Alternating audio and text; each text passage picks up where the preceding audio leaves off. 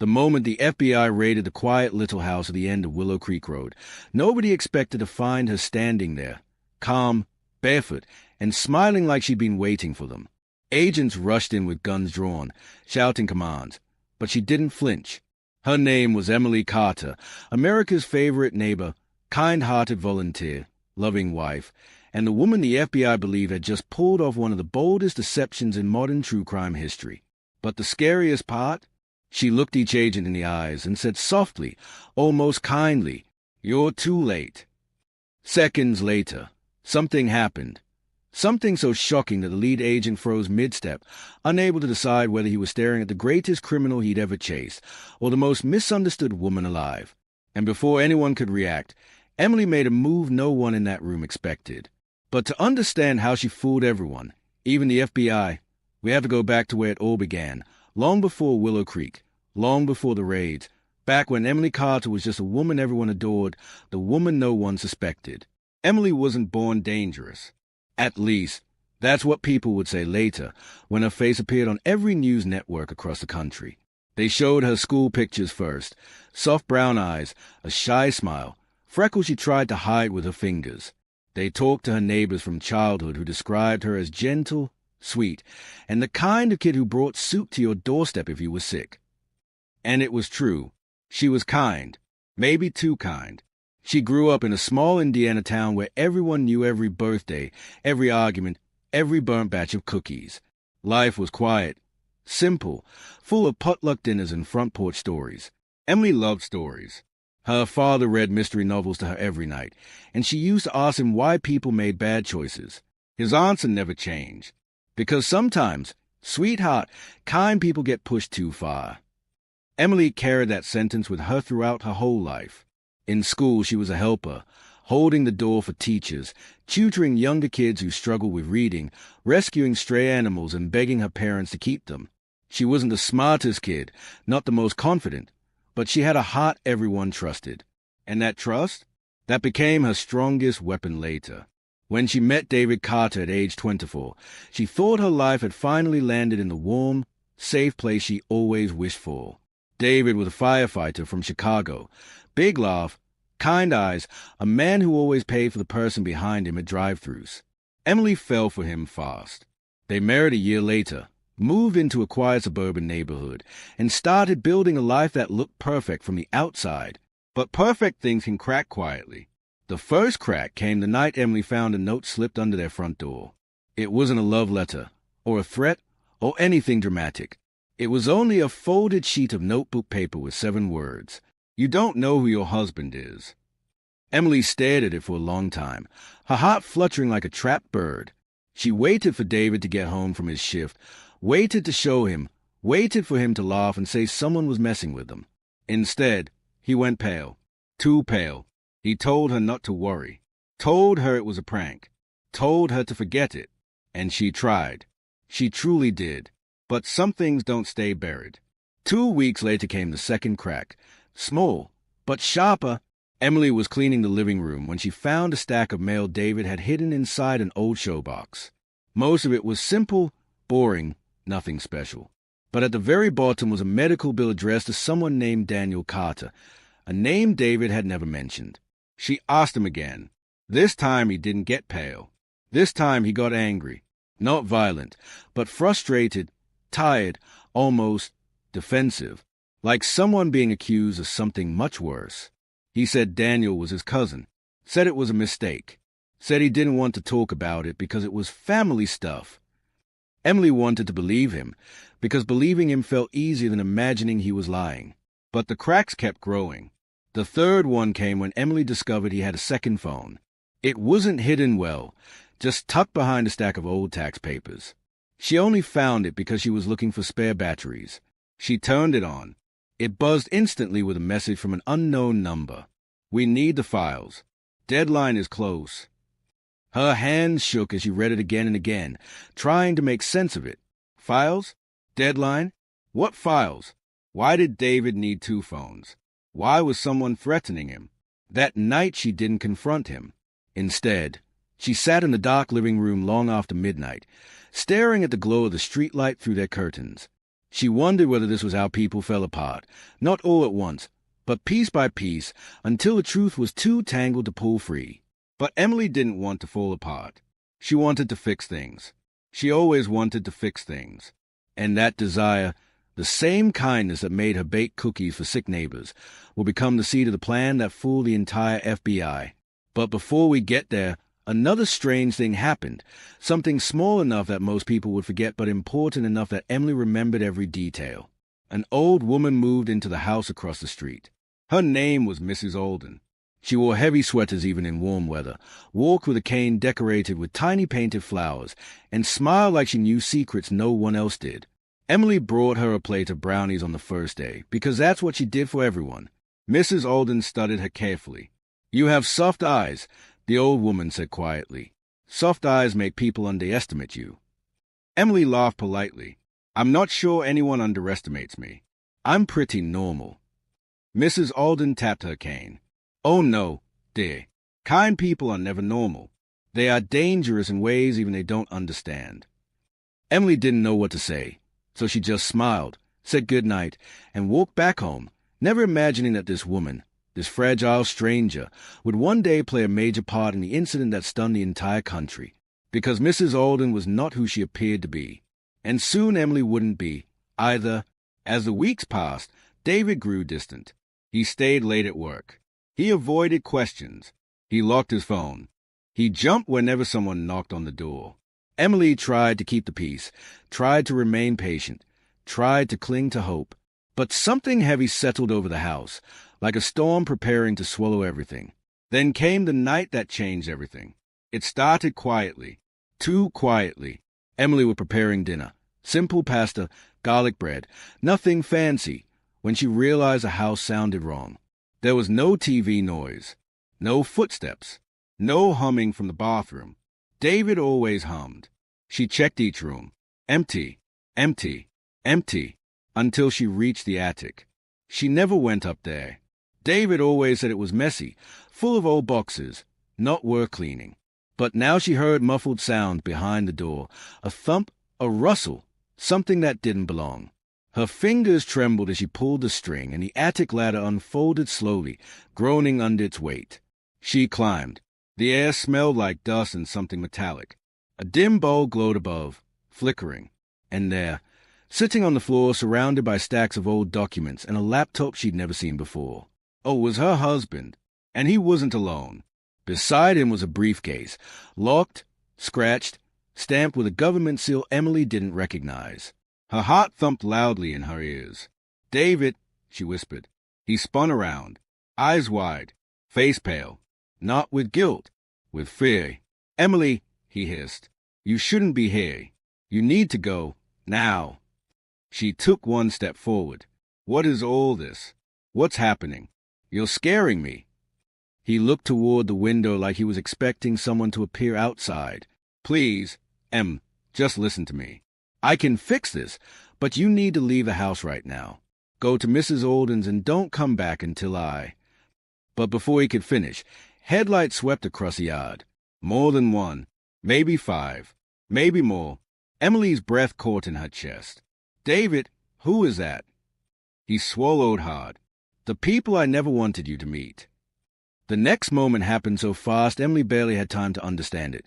Just the sound of car doors slamming, heavy boots, and a voice shouting through a megaphone. "David Carter, this is the FBI. Step out of the house with your hands where we can see them." Emily's entire world tilted. The FBI? Here? For David? She stared at her husband in disbelief, but his eyes told her everything. Every lie, every secret, every fear she had ignored was real. And then, for the very first time, she saw who he truly was.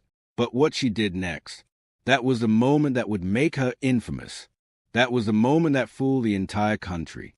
And it all began with one extreme decision, a decision she made right there in the attic, her heart pounding, her hands shaking, the FBI surrounding her home. And that moment is where everything spiraled, because without saying a single word, Emily reached for the briefcase.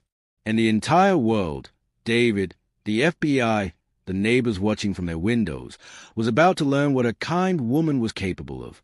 Emily's fingers brushed the cold metal of the briefcase, and in that split second, before anyone moved, before the FBI shouted another warning, every breath in the attic fell frozen in place. Dust motes hovered in the air like tiny stars suspended in time. David stared at her as if she were reaching not for a briefcase, but for the very thing that could destroy them both. "Emily, don't," he whispered, barely audible, more plea than command. But she didn't stop. Her hand closed around the handle, and the moment she lifted it even an inch, something shifted in David's face. Not anger, not betrayal, fear. Real, bone-deep fear. "Emily," he hissed louder, "put it down. You don't know what you owe." Before he could finish, the attic window burst with a deafening crack as a flashbang hit the floorboards. Light exploded like a miniature sun. The blast wasn't violent, but the shockwave rattled the entire room. Emily stumbled backward, the briefcase still in her grip, as David threw himself over her to shield her from a burst. Down below, the front door crashed open. Heavy boots thundered through the hallway. Shouts echoed up the stairs. "Second floor clear. Move to the attic. Suspect may be armed." Emily's heart pounded so loud she could barely hear over the ringing in her ears. She knew she should drop the case. Hide. Freeze. Do anything except what she was doing. But something inside her, something she didn't recognize, kept her clutching the briefcase like it was the only thing keeping her alive. David grabbed her shoulders. "Look at me. Emily, look at me." She forced herself to meet his eyes. What she saw wasn't the man she married. It was someone carrying a secret so dangerous he'd been living as two people. And now she was part of it. "Listen to me," he said urgently. "You need to trust me. No matter what you hear, no matter what they say about me, you run. Do you understand? You run and don't look back." Emily shook her head vehemently, tears burning the corners of her eyes. "I'm not leaving you. I don't even understand what." But she didn't get to finish. The attic ladder shook violently as agents began to climb up. David cursed under his breath. Then he did something Emily never expected. He lifted his hands in surrender. But not toward the FBI, toward her. "Emily," he said quietly, urgently, heartbreakingly, "you have to be brave." Before she could ask what he meant, he yanked a wooden storage trunk toward them and flipped it upright, forming a barrier between her and the opening where the agents would appear. It wasn't enough to stop anyone, but it might hide her for a few seconds. Seconds were all she had left. "Hide behind it," he whispered.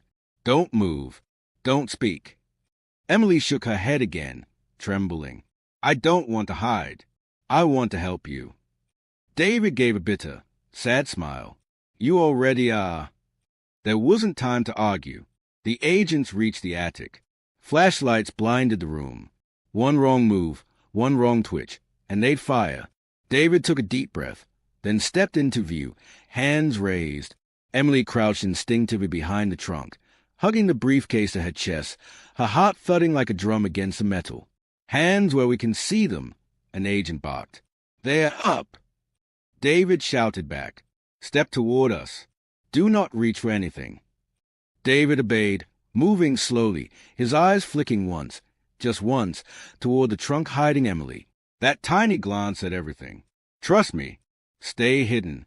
Please, Emily." She pressed her lips together, trying not to sob.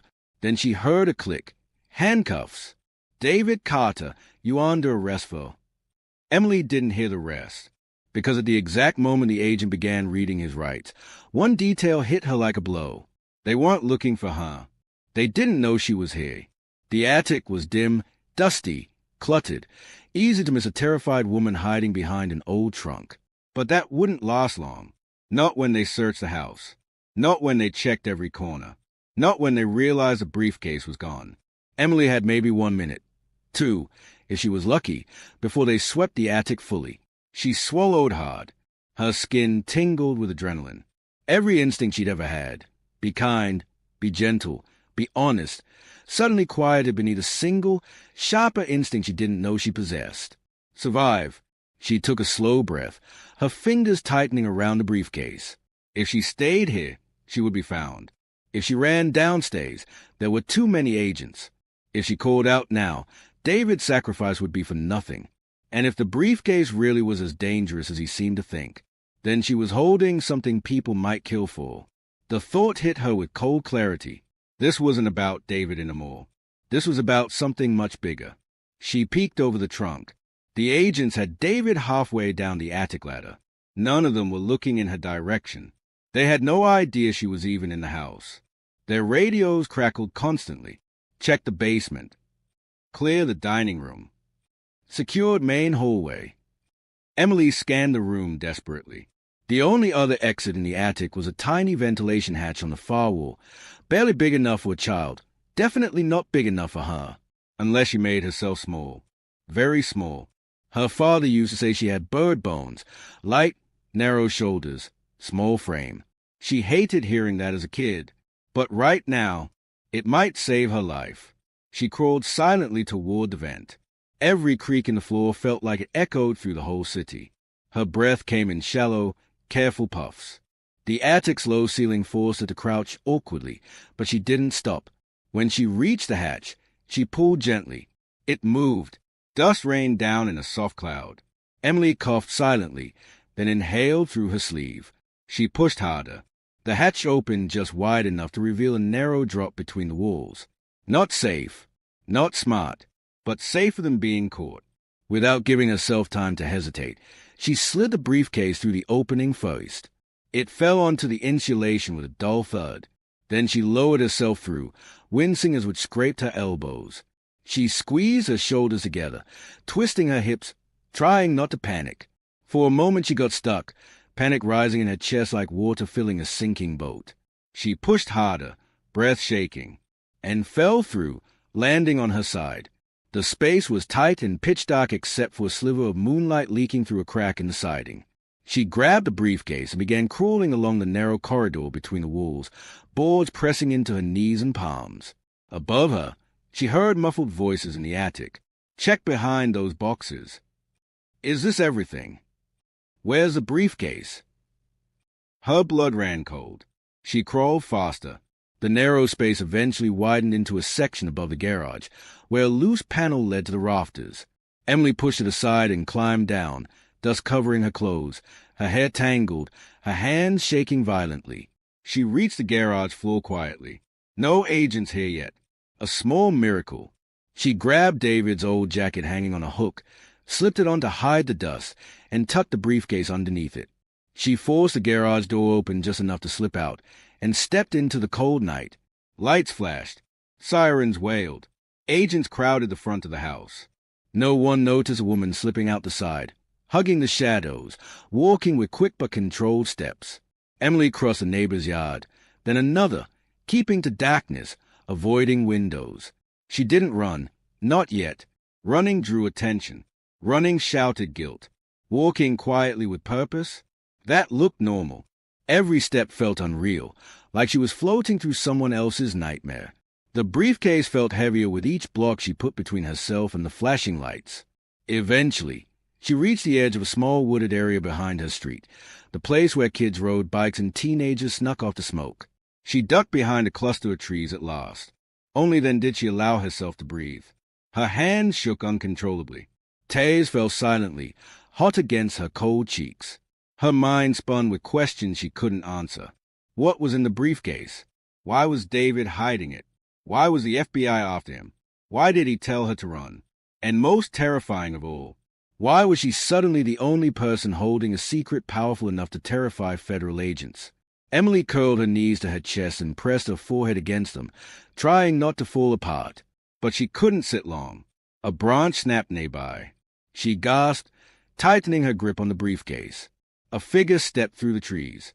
Not an agent, not a neighbor, an old woman, Mrs. Alden. She wore her wool sweater, her flower-painted cane tapping lightly against the ground. Under the moonlight, she looked eerily calm, too calm, like someone who had expected this moment.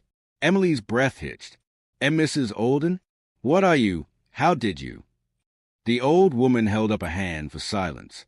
My dear, she said softly, you must come with me. Now. Emily blinked, confused. You don't even know what's happening. Mrs. Alden smiled, kindly, but with a strange sadness. Oh, Sweetheart, she whispered, I know exactly what's happening. She stepped closer, her eyes locking onto the briefcase hidden beneath David's jacket. And that, she said, pointing gently with her cane, is why they can't find you tonight. Emily froze. Her pulse spiked. Her breath shook. Her fingers tightened protectively around the case. How do you know about this? She whispered. Mrs. Alden didn't answer. Instead, she turned and began walking deeper into the woods, motioning with her cane for Emily to follow.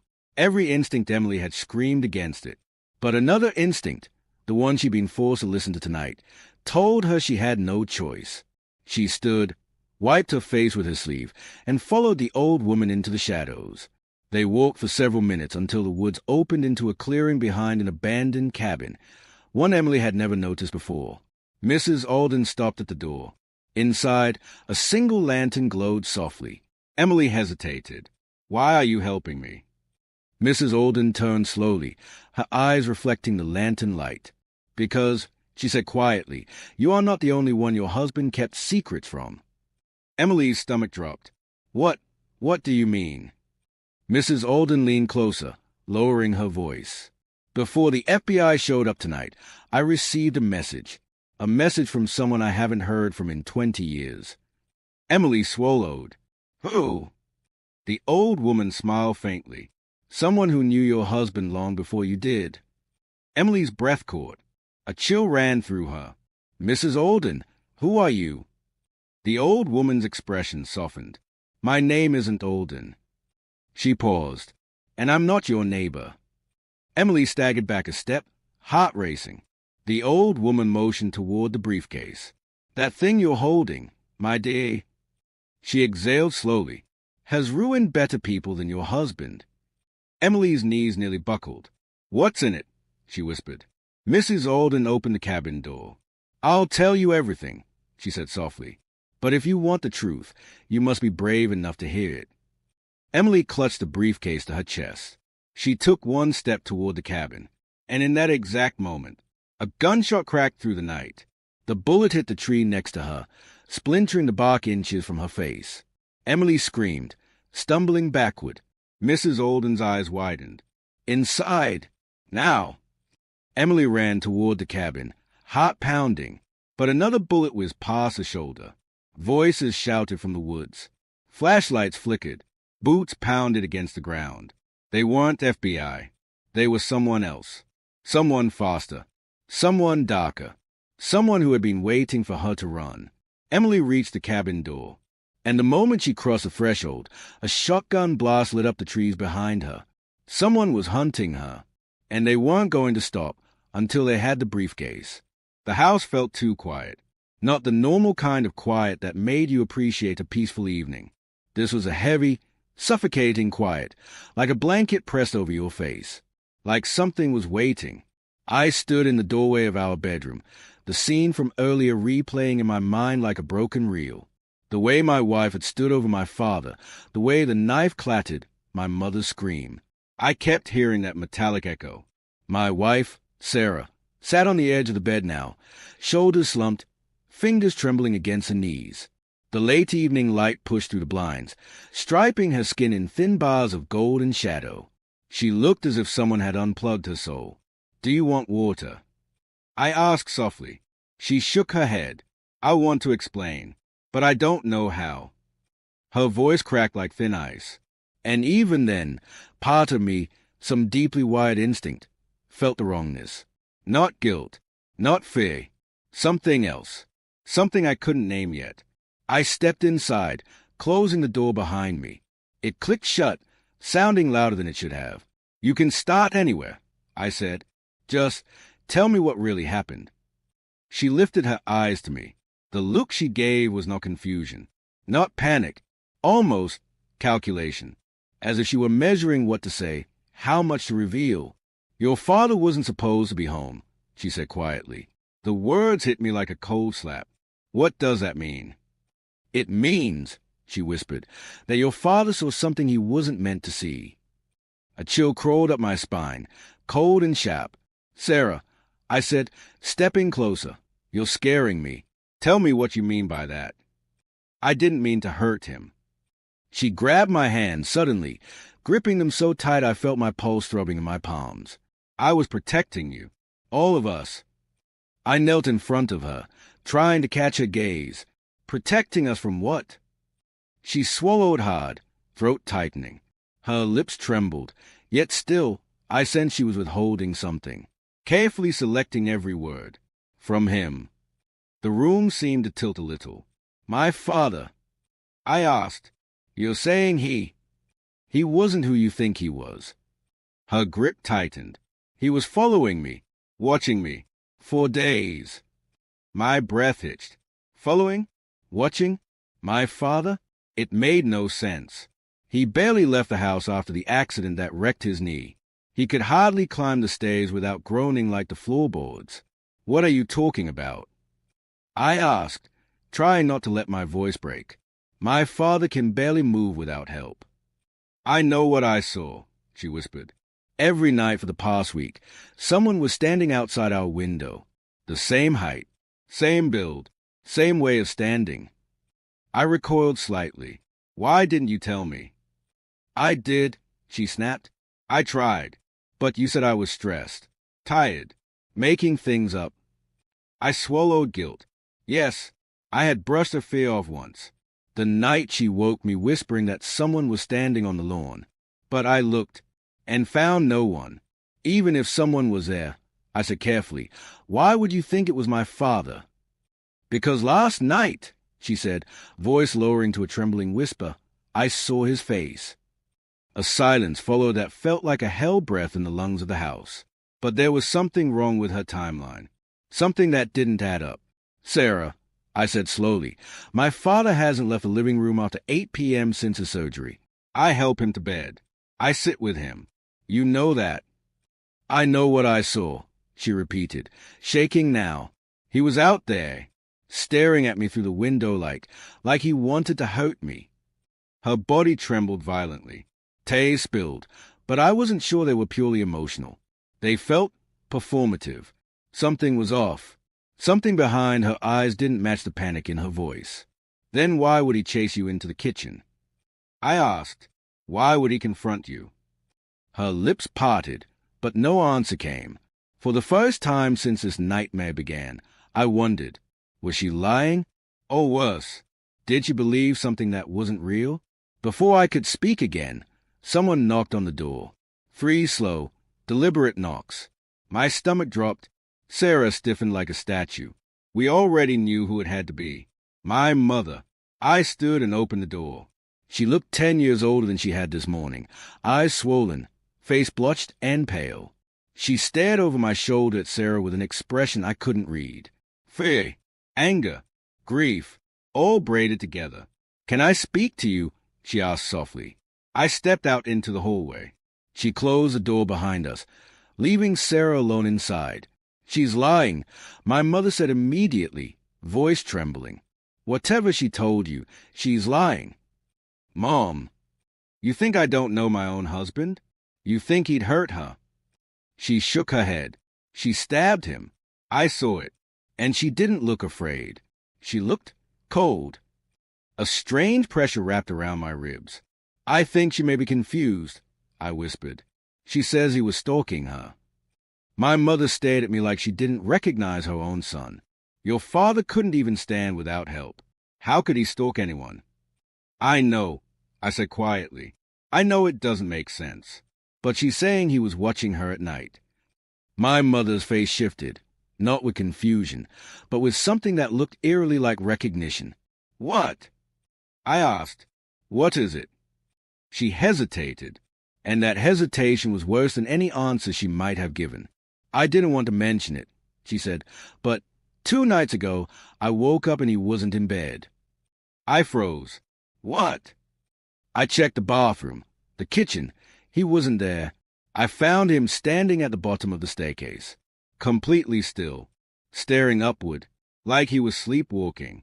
But he wouldn't answer me. A faint chill prickled up my spine. He didn't say a word, she continued, just turned around and went back to the living room. Sleepwalking, I murmured. That must be it. My mother's eyes flicked to the closed bedroom door. or someone is lying in this house. A creaking sound echoed from inside the room. Both of us turned slowly. The bedroom door handle moved. Sarah stepped out, face pale as moonlight. "You're both talking about me," she said quietly. "Aren't you?" My mother stiffened. Sarah's gaze moved from her to me. It lingered on me with an expression I couldn't decipher. Fear, maybe, but not of my mother. Not of judgment. Fear of something else entirely. "I didn't lie," she whispered. "I didn't. I would never hurt him on purpose. I thought he had a knife." "You thought he had a knife," my mother repeated, voice sharp. "He did," Sarah insisted. "Oh, I thought I saw one. I swear he had something in his hand." "He had a TV remote," my mother snapped. "He was watching the evening news." Sarah flinched as if struck. "That's not what I saw. That's not—" She pressed both hands to her forehead. "Something is wrong with me. I know something is wrong with me." This admission chilled me more than anything she'd said so far. "What do you mean?" I asked, stepping closer. She shook her head rapidly. "I've been hearing things. Behind the walls. At night. Footsteps in the attic. Breathing in the hallway. Whispering, like someone is calling my name." My blood went cold. "Why didn't you tell me?" I asked.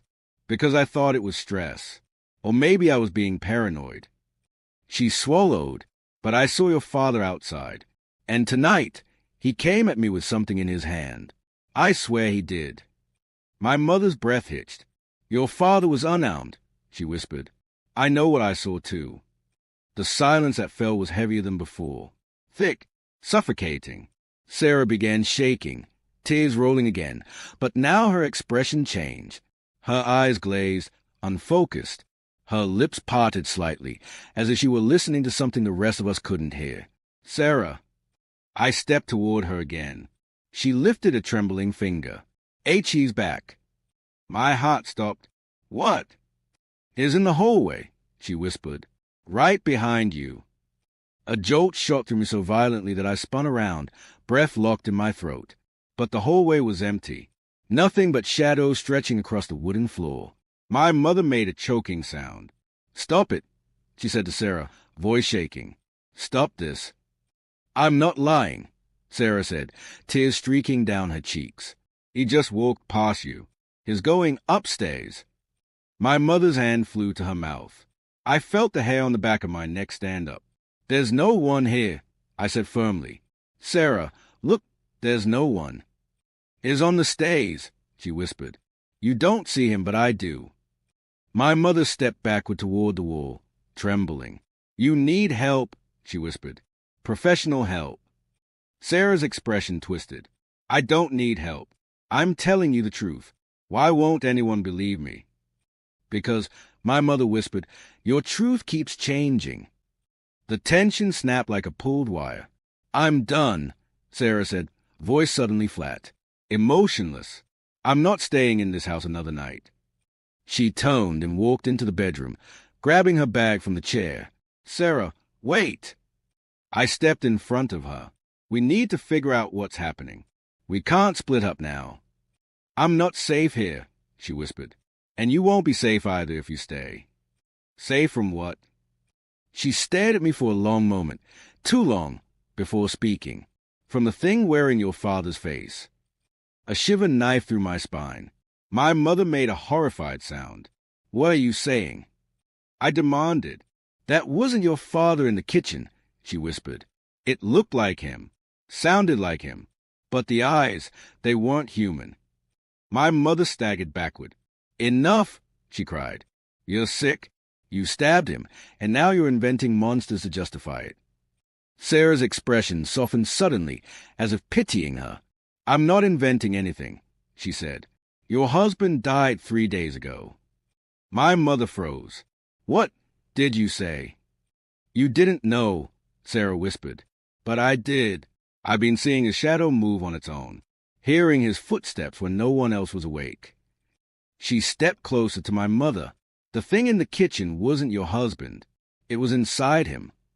My mother's trembling turned violent. "Stop. Stop this now." I felt my own pulse pounding in my skull. Sarah, I said slowly, my father is alive. She shook her head with a sad, hollow smile. No, he isn't. And then something shattered inside my chest, because I remembered something. A detail I hadn't wanted to think about earlier.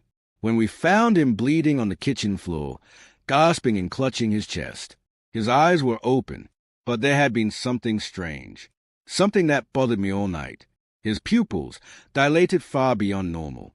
His gaze unfocused, unresponsive, as if he wasn't seeing us. As if he wasn't there. My breath trembled. Sarah watched my expression shift and whispered, "You saw it too, didn't you?" I swallowed hard. I don't know what I saw. Yes, you do. She stepped close, her voice soft and trembling. You just don't want it to be true. My mother's voice cracked. Please stop, she begged. Please. I can't. Before she could finish, a sound echoed through the house. Thump. A loud, deliberate thump, coming from upstairs. All three of us froze. Another thump, closer this time, heavier. My mother's face drained of all color. Sarah slowly lifted her eyes toward the ceiling. He's awake. Sarah, I whispered harshly, don't. But she raised a shaking finger. No, listen. Footsteps, slow, heavy, dragging, moving across the floor directly above us.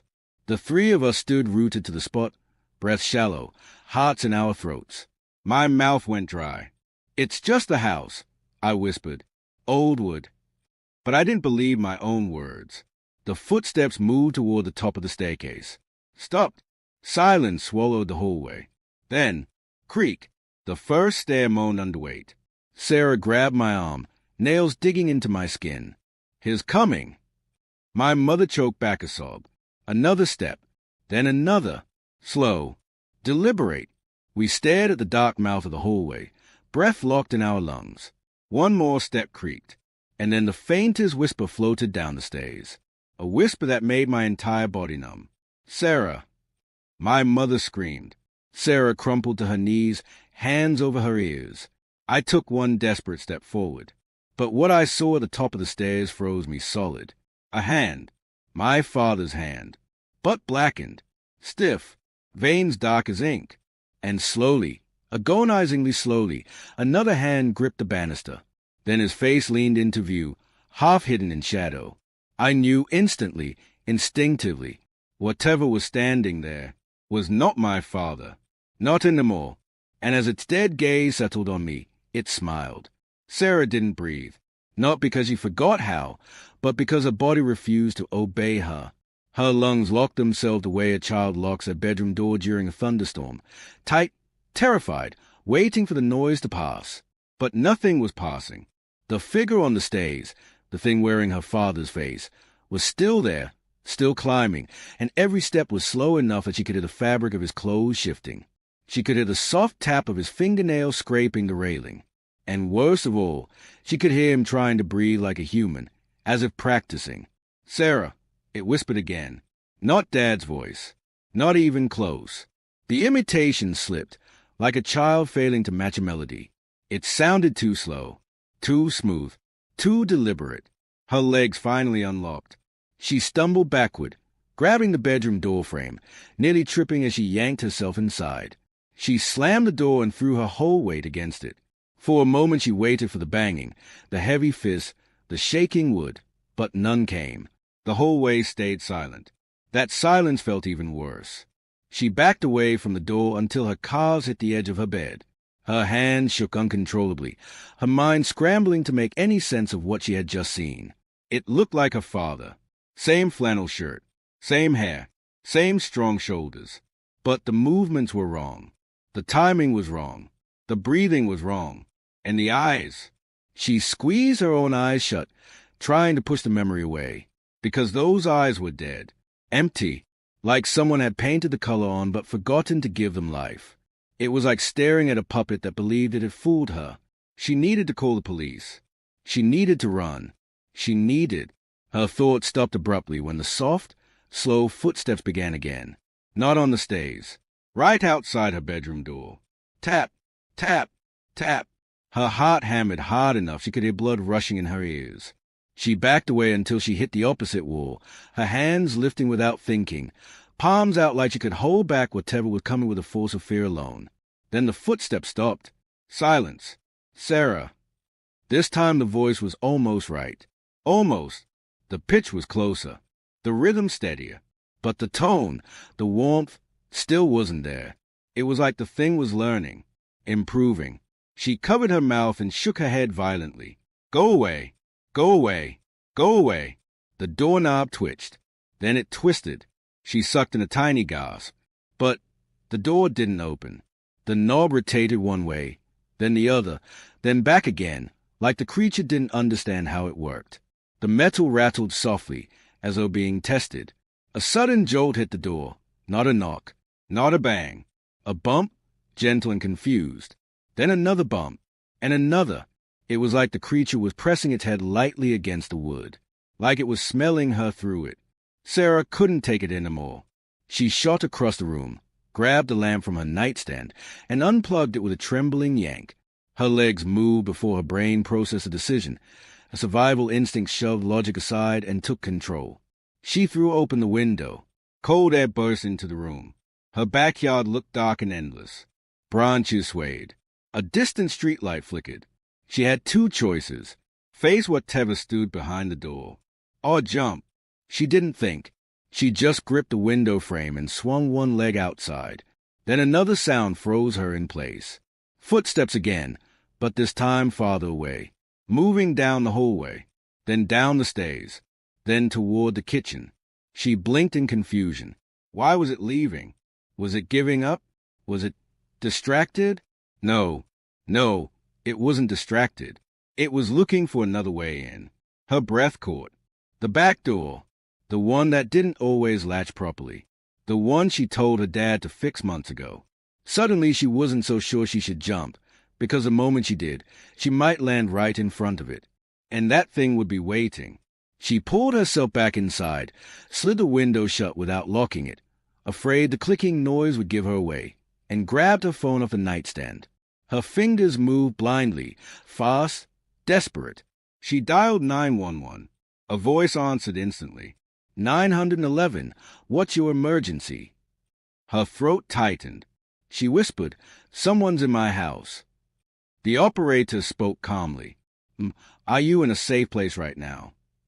No, Sarah whispered, unable to keep her voice from cracking. His downstairs. His not my dad. There was a pause. Not long, but long enough that Sarah felt like she was hanging in the air. Okay. The operator finally said, her tone softening. Stay calm. Officers are already on their way. Stay where you are. Lock your door if you can. I can't, Sarah hissed. He's right outside sometimes. He listens. The operator paused again. Do you know the person? He looks like my dad, Sarah breathed. But he's not him. His eyes are wrong. The operator didn't question her. Didn't interrupt. The woman's calmness was the only thing keeping Sarah from screaming. Help is coming, the operator repeated. Stay quiet. Stay hidden. Do not go downstairs. But it was already too late, because Sarah suddenly heard it. A scraping noise, right outside her window. Her blood went cold. Slowly, painfully, she turned her head. Something was moving in the bushes. Something tall. Something shifting its weight. She could see the silhouette rising slowly, like a shadow stretching into a human shape. Then a face appeared in the glass. Her father's face. But the smile was new. A wide, stretched smile that no real face could make. Her phone fell from her hand. The creature lifted one finger and tapped on the glass. Tap, tap, tap. The same rhythm it had used on her bedroom door. Her legs finally obeyed. She spun around, lunged for the bedroom door, and tore it open. She flew into the hallway, heart pounding so loud it felt like it shook the air around her. The shadows stretched long on the carpet. The house felt bigger than it ever had before, like the walls were moving away from her, like the hallway was stretching out to trap her inside. Behind her, she heard the window latch wiggle. It was trying to open it. She didn't wait to see if it succeeded. She sprinted down the stairs. The living room was dark, but she didn't dare turn on a light. She darted behind the couch, dropped to her knees, and pressed herself against the wall. Her breath shook so violently she feared it would give her away. Then she heard it again. Another window. Downstairs. Click. Slide. Open. She clapped a hand over her mouth. Footsteps. Slow. Measured. Exploring. The creature had made it inside. She curled up tighter behind the couch, knees to chest, trying to make herself smaller, wishing she could disappear. The footsteps grew closer, stopping near the rug. Then the creature inhaled deeply, sniffing, smelling, searching. It exhaled a long, low breath, a sound too steady, too smooth, too unnatural. Then it spoke again. "Sarah, why are you hiding?" Her body seized. The voice was almost perfect now. So perfect that if she hadn't seen its face, she would have believed it. It was learning, adapting, becoming more like him with every minute. "You don't have to be afraid," it said softly. "It's just me." She could hear a grin in the words. Then the footsteps moved closer, and closer, and closer. She had nowhere else to go. The steps reached the other side of the couch. Her muscles screamed to run. But moving would give her away. Staying would kill her. The shadow on the carpet shifted. A hand appeared, long-fingered, wrong-shaped, gripping the top of the couch. The fabric creaked under its weight. Sarah's breath hitched. Slowly, the creature leaned over the couch. Its head lowered. Its face appeared upside down. Its empty eyes searched the floor, just inches away. She held her breath so hard her chest burned. Then, a sudden, loud crash shattered the moment. The front door burst open. "Police! Show your hands!" Flashlights blazed through the room. Heavy boots stomped across the floor. The creature jerked its head toward the officers. Its body straightened in a single, unnatural movement, like a puppet being yanked upright. The flashlight beams landed on it. "Sir, stay where you are." For a moment Sarah thought maybe, just maybe, the police would save her. But then she saw its face twist. Not in fear, in annoyance. The creature lunged. The officers fired. Gunshots exploded, echoing through the house like thunder. Sarah covered her ears and ducked her head, her whole body shaking. She heard shouting, yelling, something heavy crashing into a wall. Then silence. Long, awful silence. She didn't move, not even when a flashlight beam swung toward her. Not even when an officer knelt nearby, calling her name. She couldn't move. Her body finally unclenched only when she heard the officer say, "It's okay. We've got you." But Sarah already knew they didn't, because as the police helped her stand, her eyes drifted past her shoulders to the broken window. There was no body, no blood, no sign that the creature had ever been shot. The officers searched the room, shouting commands, checking corners. But it was gone. Gone. And Weiss. As they guided Sarah outside into the cold night air, she caught a glimpse of something across the street. A tall figure, standing perfectly still, watching her, and smiling. Her stomach dropped. Her knees nearly buckled. Because that smile, that impossible, stretched smile, was the same one she'd seen press against a window. The creature hadn't fled. It had simply moved. Closer. The officer beside her radioed backup, unaware of the thing standing across the road. But Sarah knew, and the creature lifted one hand, not waving, pointing, at her, as if choosing her, claiming her. And then it took one step forward, and another, coming straight toward her. Sarah's lungs refused to work. The cold night air around her felt sharp, slicing instead of soothing. The police officers flanking her were shouting into radios, calling for backup, unaware that the danger wasn't behind them. It was directly across the street, stepping out of the shadows like it had all the time in the world. The creature took another step, slow, precise, almost curious. Its head tilted slightly, as though studying the officers circling Sarah. Its eyes, those dead, unlit eyes, flicked between them without any sign of fear. If anything, it seemed amused. Sarah whispered, "No, no, no," but no sound came out. Her voice failed her at the moment she needed it most. One officer turned toward her. "What's wrong? Are you hurt?" Sarah didn't respond. She couldn't look away from the creature. Her whole body was locked in place again, the same way she froze on the stays. But this time wasn't fear alone, it was recognition. The thing had chosen her, marked her. She felt it, deep in her chest, like a hook pulling tight. The creature stopped under the streetlight. Its face was fully visible now. It was her father's face, and not her father's face. A perfect mask with something rotten underneath. The officer followed her gaze. "Sir," he called out cautiously. "Stop right there." The creature blinked slowly. Then it smiled again, that stretched, impossible grin that looked painted on. The officer tightened his stance. "So, do not come any closer." Sarah finally found her voice. "Don't shoot. It's not. But she couldn't finish the sentence, because finishing it meant admitting what she'd seen. Saying it out loud would make it real. And some part of her still hoped she was dreaming. The creature took another step. The officer raised his gun. "Stop." But it didn't stop. It moved faster this time, not running, but gliding, like its feet barely touched the pavement. The streetlight flickered as it passed under it, and a strange buzzing sound erupted in the air, like electricity frying something invisible. 2 more officers drew their weapons. "Stay back," one shouted. Still, the creature advanced. Sarah grabbed the officer's sleeve. "Please, you don't understand. It's not human." He shoved her gently behind him. "Get back. We'll handle this."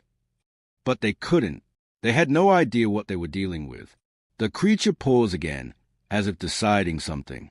Then its neck cracked loudly, jerking its head to the side at an unnatural angle. The officers flinched. A low, rumbling noise vibrated from its chest. Not a growl, not a human sound. Something deeper, older, wrong. The officers tensed. "Fire!" someone yelled. Bullets tore through the night. Sarah screamed and dropped to the ground, hands over her ears, as gunfire echoed around her. Sparks flew. Glass shattered. The creature staggered. But only for a moment. Then it straightened. Its body jerked in small, twitching motions as if adjusting itself. The bullets didn't drop from its skin. They pushed themselves out, sliding down its shirt like raindrops. The officers fell back in shock. "What the? That's impossible. What is that thing?" The creature moved, this time fast, lightning fast. It crashed into the first officer like a dark wave, sending him flying into the side of a police cruiser. The car alarm erupted, mixing with screams and orders and frantic radio calls. Another officer swung his flashlight at its head. The creature caught the flashlight midair, not like someone catching a thrown ball, but like it had known exactly when and where it would be. Its hand clamped around the metal, crushing it until the glass burst. The officer stumbled back. No, stay away." The creature tilted its head again. Then it lunged. Sarah scrambled backward on the pavement, her palms scraping against the asphalt, her legs trembling too badly to get under her. The world swirled in panic around her, officers shouting, guns firing, car alarms ringing, but all she could focus on was the way the creature moved, like it was learning faster than they could react, like it was becoming more efficient, more precise, more human, or less. One officer grabbed Sarah's arm. "We need to move. Now." He dragged her toward a police SUV, shielding her body with his own. She could feel him shaking. He slammed the back door open. "Get in." Sarah climbed inside, her breath burning her throat. As soon as she shut the door, she locked it with trembling fingers. The officer ran around to the driver's side, but before he reached it, the creature appeared behind him like a night maze skipping forward. Sarah pounded the glass. "Run, please." But he didn't hear her, or he didn't move fast enough. The creature grabbed him by the back of his vest and lifted him off the ground like he weighed nothing. His feet kicked wildly. His hands clawed at the creature's grip. He tried reaching for his gun, but he couldn't. Sarah screamed as the creature slammed him into the hood of the SUV. The windshield spiderweb with cracks. More officers fired. The creature threw the wounded officer aside and turned toward the gunfire, its head twitching in small, sharp movements, like it was mapping out the space around it, noting where everyone stood, where to go, how to neutralize them. That was when Sarah realized something horrifying. This wasn't the first time it had done this. It knew what it was doing. It was experienced. She ducked deeper into the back seat as the creature lunged toward another officer. Its hands wrapped around the man's shoulders. Its fingers sank into the fabric like claws. Sarah shut her eyes. She didn't want to see the rest. She only forced them open again when she heard the sudden roar of an engine. Another police vehicle skidded into the street, lights flashing. The creature turned, its empty eyes narrowing, studying the new threat. The driver of the new vehicle leaned out the window. "Hey!" The creature twitched. The officer aimed. "No," Sarah whispered weakly. "No, no, don't." But the gunshot erupted. This bullet didn't hit the creature's body. It hit its face. And this time, something happened. The creature staggered backward. Its head jerked. Its body spasmed. A strange black fluid, too thick to be blood, dripped from its cheek. Sarah stayed in shock. It finally bled. She didn't know if that was good news, or the worst news of all, because the creature slowly lifted its hand and touched the wound on its face, then looked at the black fluid on its fingertips. It seemed surprised, then excited. Its lips curled into the widest, most unnatural grin yet, like it had just learned something new. Then it lunged at the newest officer. The man tried to shout, but the creature was too fast. It slammed into the vehicle, knocking it sideways. The car screeched against the pavement, spinning half a circle before stopping. The creature dragged the officer out through the shattered window. Sarah couldn't watch. She covered her ears and curled into a tight ball on the seat, tears running hot down her cheeks. The screams outside faded. The gunshot stopped. The lights flickered. Then silence again. Terrible, heavy silence. She didn't want to lift her head. She didn't want to know who was still alive, but she had to. She forced herself to sit up slowly, her whole body trembling. The creature stood in the center of the street, alone. Every officer, unconscious or worse, lay scattered around like fallen leaves. It turned its head and looked directly at the police SUV Sarah was in. Its smile widened. Then it began walking toward her. Daniel's mouth opened, but no sound came out. His eyes locked onto the door as if something beyond it was pulling his attention like a hook lodged deep inside his skull. "Daniel!" Sarah whispered. He slowly lifted his finger to his lips. Silence. Not even a breath from the thing on the other side. Not even the creak of a floorboard. It was the stillness of a predator waiting for the perfect moment to strike. After nearly a full minute of choking silence, Daniel slowly backed away from the door and mouthed 3 words Sarah read perfectly from across the room. "It knows we're awake." Her heart stopped. Not skipped. Stopped, because she knew exactly what he meant. The creature wasn't just pacing. It wasn't just taunting them. It was listening. Listening for weakness. Listening like it was memorizing them. Who breathed the loudest. Who moved the fastest. Who would be the easiest to take first. Daniel presses back against the wall, forcing slow breaths, keeping his eyes away from the door as if looking at it would invite the thing in. "It's studying us," he whispered. "It's learning." Sarah felt her knees weaken. It already knows too much. Daniel swallowed so hard she heard the click in his throat. "Yeah," he whispered. "It does." They stood perfectly still, forcing their lungs to move softly, as if the wrong breath would set off the detonator of a living bomb outside their bedroom. And then, a single knock. Not loud, not fast, just one gentle, curious knock, like the creature was asking. Sarah covered her mouth to stop herself from screaming. Daniel stepped closer to her, his voice barely a breath. "It wants us to respond." They waited. 5 seconds. 10. 20. A hushed whisper slithered under the bottom of the door like smoke. "Open up." Sarah froze. That voice. It wasn't the thing's unnatural, wet rasp. It was something far worse. It was Daniel's father's voice. But with a distortion beneath it, something stretched and wrong, like the words were forced through broken bones and shredded vocal cords. Daniel shook his head slowly, like a person trying to wake up from the world's cruelest hallucination. "That's not him," Daniel whispered. "It's copying him." Sarah grabbed his arm. "Don't answer it." "I'm not," he whispered back. "I won't." But the voice kept going. Softly, sweetly, almost playful. "You're not safe in there. Danny, let me in." Sarah felt the temperature in the room drop so sharply her breath fogged. Daniel leaned in closer to the door without realizing he was doing it, like the voice tugged him forward with invisible strings. The creature repeated, "Danny, I know you're awake." Sarah yanked Daniel back by his shirt. "Don't listen to it." He blinked hard, finally snapping out of whatever trance it had dragged him into. But the creature laughed, a low, satisfied, human-shaped laugh. A laugh that sounded like someone wearing the memory of Daniel's father like a mask. Then the footsteps moved away. Slow, heavy, dragging. They listened until the sound faded. Only then did Daniel speak. "It's smart. It knows what it's doing." Sarah nodded weakly.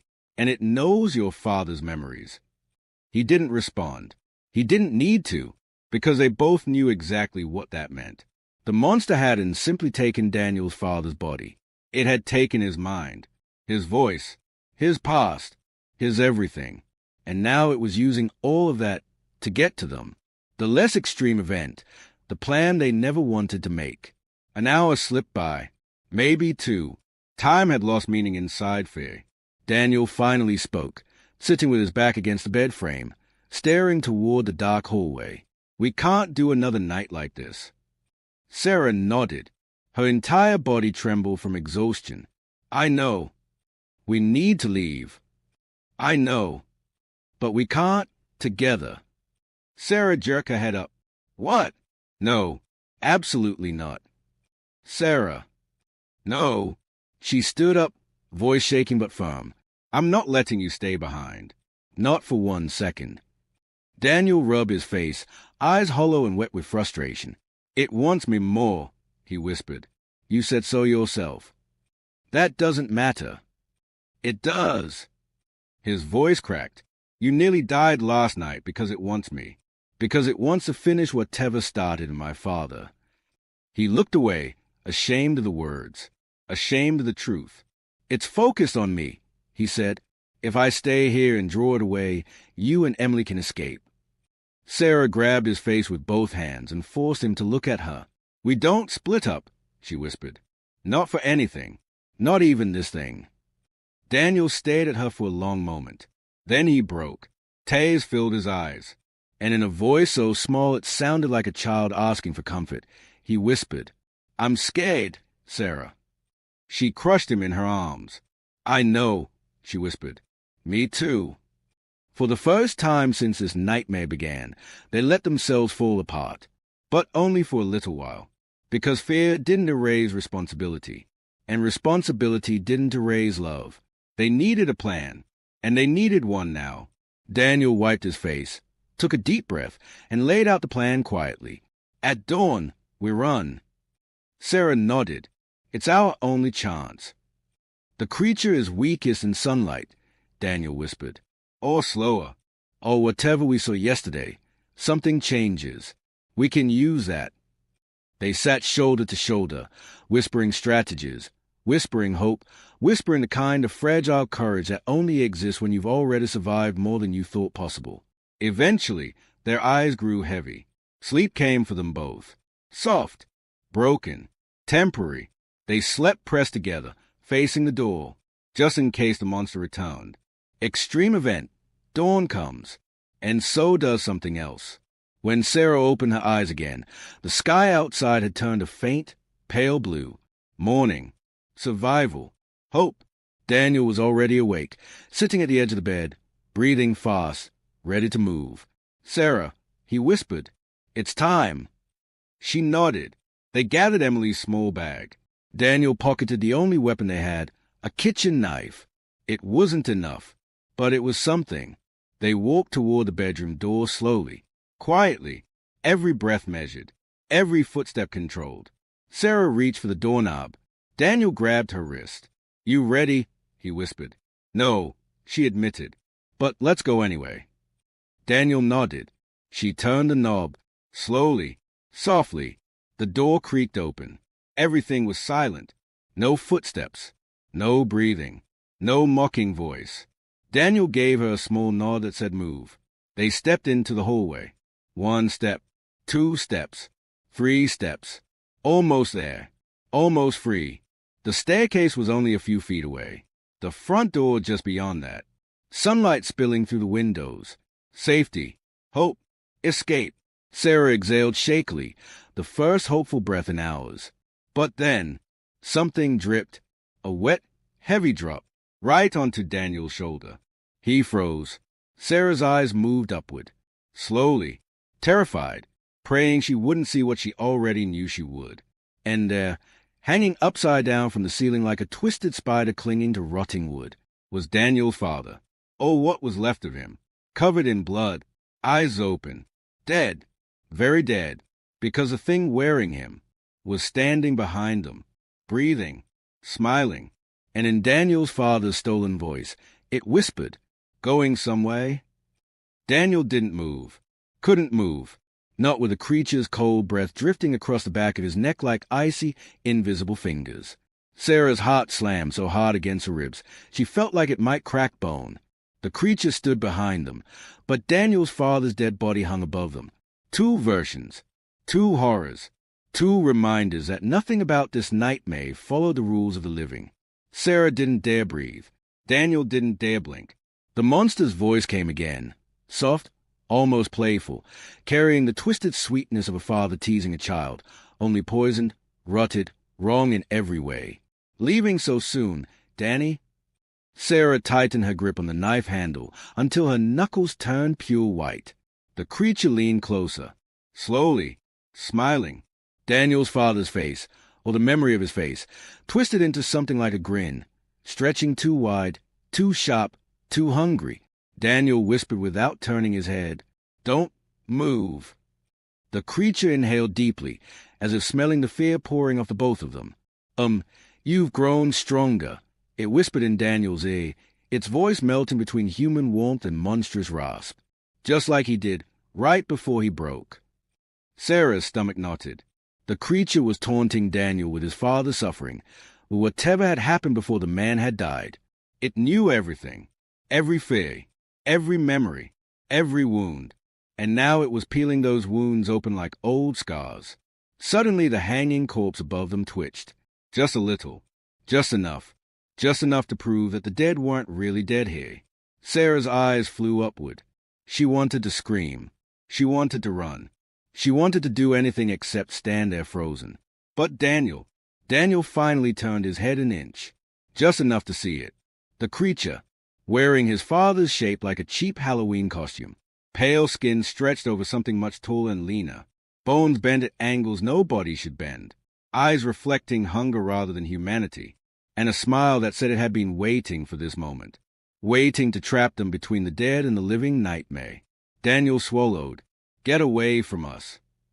The creature giggled, actually giggled. The sound echoed through the hallway like a child tapping glass with a knife. "But, Danny, your father wanted this," it whispered, its voice sliding between tones like oil on glass. "He opened the door for me. He begged me to fix what he couldn't." Sarah felt every hair on her arms lift. "What do you mean, fix?" she asked before she could stop herself. The creature lifted its head slowly, as if savoring the question. "Oh, sweetheart, didn't he tell you?" A wide grin split its face unnaturally, almost ear to ear. "He wanted to save you. From him." Sarah took a step back without meaning to. Daniel's breath hitched. My father would never hurt Sarah. The creature leaned close enough that Daniel's hair moved with its breath. "But he thought he might," it whispered. "His temper." Its head cocked sharply. "His darkness." Another tilt, sharper. "He feared you would inherit it." Daniel froze. Sarah's heart crumbled. This thing wasn't just speaking. It was weaponizing the most private parts of their lives. Their fears, their past, their vulnerability. Daniel stepped backward, pulling Sarah behind him in a protective motion. "Whatever you are, you're lying." The creature's eyes softened, eerily, disturbingly gently. "Am I?" The corpse above them twitched again, and then something cracked. Not loud, not violent, just a soft, sickening snap of tendon or bone. The corpse's head turned, directly toward Daniel, directly toward Sarah, its jaw unhinged with a slow, dripping crack, and from the torn throat came a crushed, Wet whisper. Run. Sarah screamed. Daniel grabbed her hand. Hard. Go. They tore down the stairs. The creature screeched behind them, the sound stabbing the walls like shards of glass. The house shook. Something slammed against the railing. Something sprinted across the ceiling. Something growled with a voice that no longer resembled Daniel's father at all. Something deeper, older, hungrier. They bolted toward the front door. Daniel reached for the handle, twisted it, pulled hard, but the door didn't open. He yanked again, and again. Locked. No, not locked. Held. Sarah saw it first, long, unnatural fingers gripping the top edge of the door, holding it shut from the other side. Not outside, not inside, somewhere between. Daniel's breath turned to fire. Sarah, back door. They sprinted into the kitchen. The creature's howl shook the walls. A shadow streaked across the ceiling. Something massive crawled down the side of the refrigerator. Sarah dragged Daniel toward the back door. She grabbed the knob. Sarah, don't! Too late. Her fingers touched the metal, and the metal burned. She screamed and yanked her hand back, skin blistering instantly. The creature whispered from everywhere. You can't run from home. Daniel lifted her burned hand gently, panic ripping through his voice. You okay? Sarah, look at me. She nodded, biting down a cry. We have to find another way. The creature's footsteps crawled across the ceiling above them. Slow, deliberate, almost amused. Daniel pulled open the pantry door, desperate. Nothing. He tried the laundry room door. Nothing. He tried the basement door. It opened. Sarah grabbed his arm. No. Daniel, no. Not the basement. He looked back at her with desperation and raw terror tearing through his eyes. It's the only place it hasn't been yet. She shook her head. You don't know that.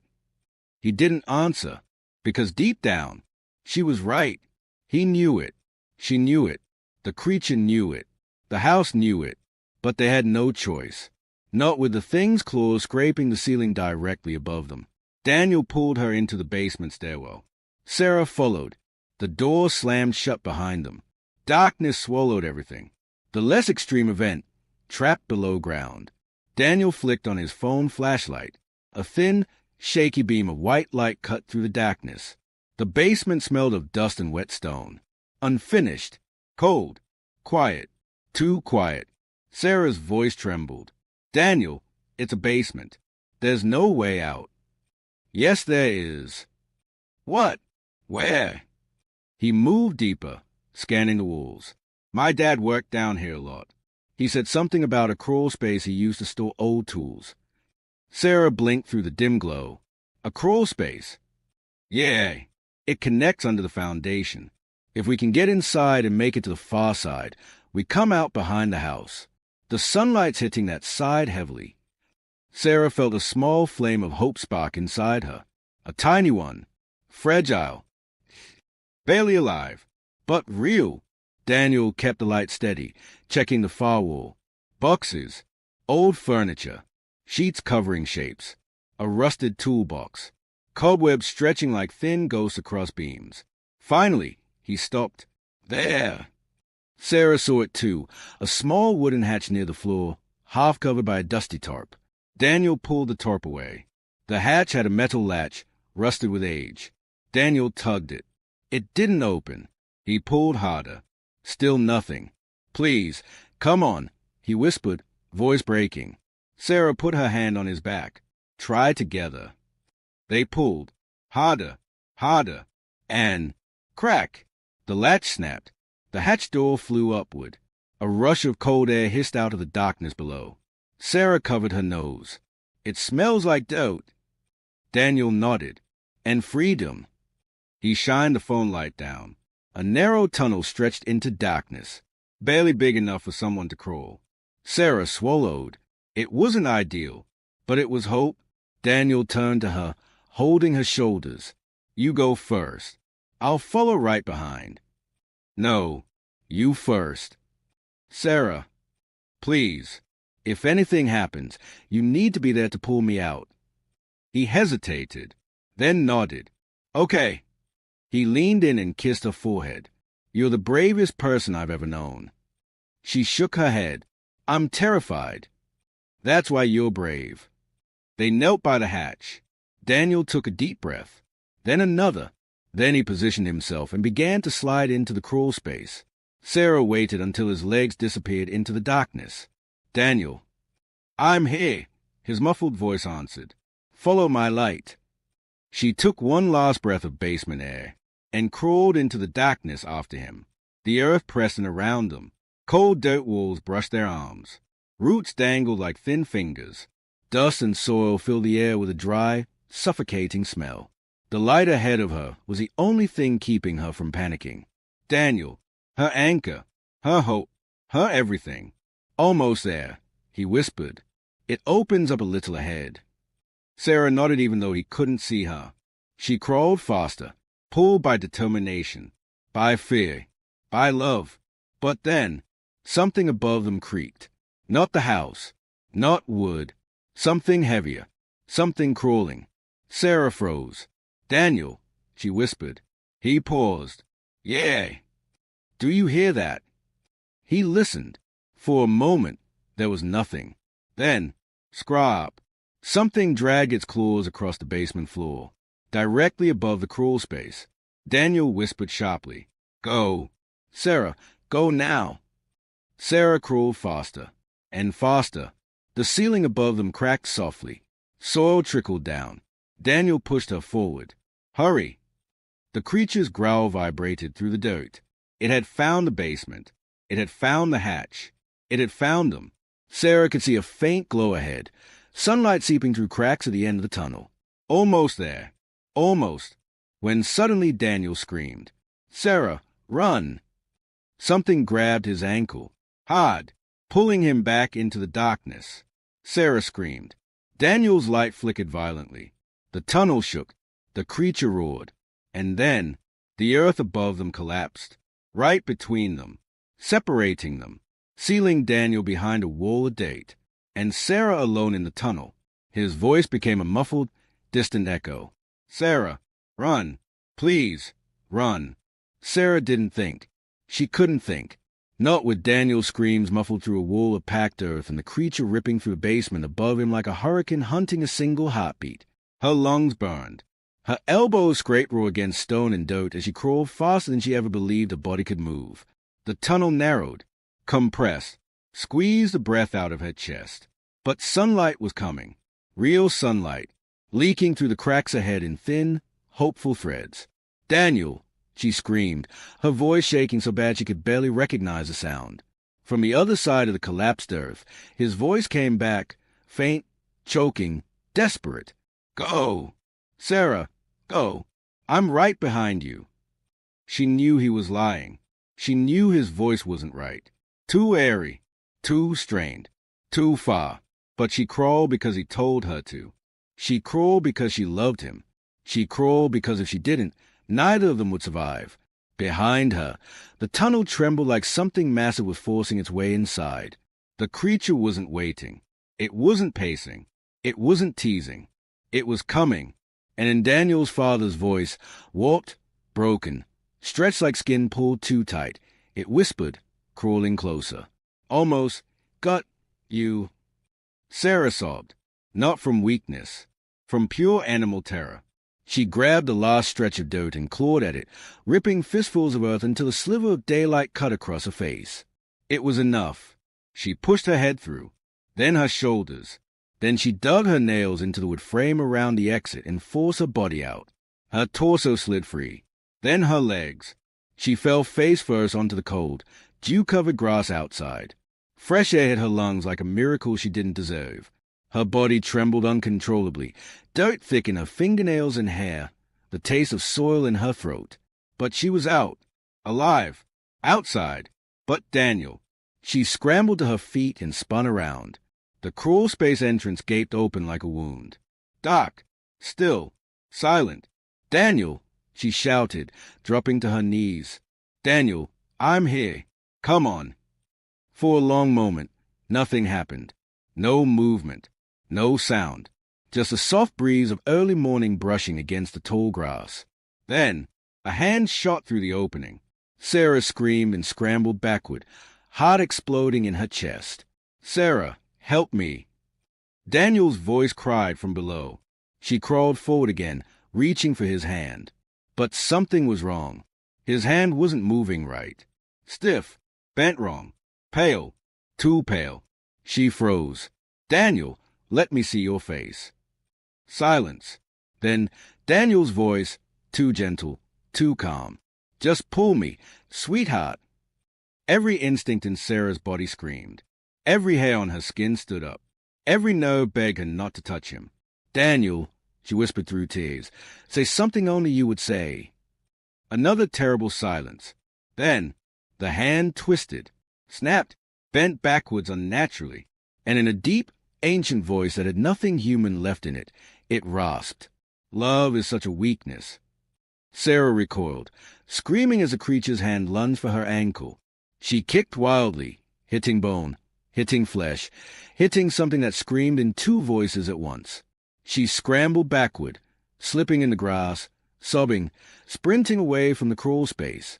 Behind her, something thrashed inside the tunnel, pounding against the wooden frame, shrieking with rage as sunlight poured across the ground. The creature's screams grew sharper, like burning, like tearing, like something ancient being forced back into the dark. And then, silence, real silence, heavy and chilling and absolute, the kind of silence that meant the creature was gone. But Sarah didn't cheer, didn't breathe, didn't hope, because Daniel was gone too. The person she loved more than anything vanished into the darkness with the monster that stole him. Sarah collapsed on her knees in the grass. Her sobs tore through the quiet morning air, shaking her entire body. She pressed her forehead to the ground, fingers digging into the earth as she cried harder than she ever had in her life. "Daniel, please, please." But the ground didn't answer. The house behind her loomed silently, hollow and monstrous in the daylight. The place where the nightmare began. The place where she lost him. The final choice. She stayed there for a long time. Minutes, maybe hours. The sun rose higher, warming her face, drying her tears, filling the world with light she no longer trusted. Eventually, she forced herself to stand. Her legs trembled. Her hands still burned. Her chest felt carved out. But she stood, because Daniel would have wanted her to. She approached the crawl space entrance one last time. Sunlight filled the opening now. No shadows, no breathing, no voice, just emptiness. Still shaking, she whispered, "I love you." The breeze carried the words into the tunnel. No answer came. And that was answer enough. 1 year later, Sarah didn't return to the house. Nobody did. The authorities who arrived weeks later found nothing inside. No body, no creature, no sign of Daniel or his father. Just dust. And a house that felt wrong. Too wrong. The kind of wrong that made even professionals step outside for fresh air every few minutes. The house was condemned, boarded up, left to rot. Sarah moved into a small apartment in a quiet part of the city. She saw a therapist. She kept Emily's daughter, Lily, safe, loved, cared for. Sarah rebuilt her life one tiny piece at a time. But the nightmare stayed. Every night. Same whisper, same cold breath, same voice. "Leaving so soon, sweetheart." But she kept going. Because she had to. Because even in the worst terror, Daniel had chosen love. And she wouldn't let his love die in the dark with the creature that stole him. She worked. She cooked. She laughed again. Eventually, softly, like someone learning to speak after years of silence.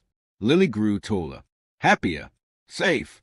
Life didn't go back to normal, but it became something bearable, something human, something alive. Until, one morning, almost exactly 1 year later, Sarah left her apartment early for work.